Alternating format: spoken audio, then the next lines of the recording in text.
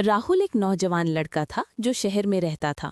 वो अपने घर से थोड़ा दूर एक सुनसान सड़क से रोज कॉलेज जाता था। उस सड़क पर एक पुराना वीरान मकान था। काफी समय से उसमें कोई नहीं रहता था। लोग कहते थे कि रात के समय वहां से अजीब आवाजें आती हैं और कुछ ने ये भी दावा किया कि उन्होंने वहां चमकीली आंखें देखी हैं। एक दिन राहुल ने सोचा, अगर वो मकान डरावना है तो मैं ही आज देख लूंगा क्या सच है। उसने अपनी पॉकेट लैंप और मोबाइल कैमरा ले लिया और शाम ढलते ही उस मकान की ओर बढ़ा। धीरे धीरे अंधेरा घिर रहा था। हवाएं सरसराने लगी थीं और पेड़ों की टहनी हवा में हिल रही थी। राहुल ने कदम बढ़ाए, लेकिन मन में डर भी था। जैसे ही वो मकान की दहलीज पर पहुंचा, उसने देखा कि दरवाज़ा आधा खुला है। कमरे में धूल छाई हुई थी। राहुल ने बहुत धीरे दरवाज़ा खोला और भीतर गया।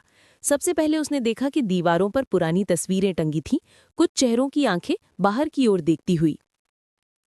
राहुल ने कैमरा चालू किया और बोला, अगर कोई है वहां, आवाज दे। तभी कमरे के कोने से हल्की सी आवाज आई, कौन हो? राहुल का दिल तेजी से धड़कने लगा।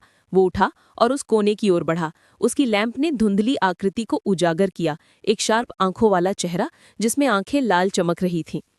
राहुल चौंका और पीछे हट गया। अचानक उस छाया की आवाज गूंजी, तुमने मुझे जगाया है। राहुल भागने की सोच रहा था, लेकिन पांव थम गए। दरवाजा बंद हो गया। वहां अंधेरी हवा के साथ झुर्रियों की खनक सुनाई पड़ी।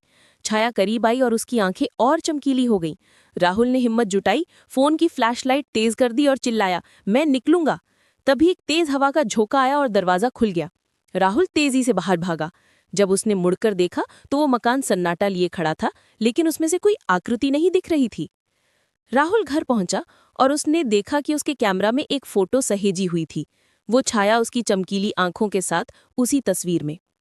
अंत में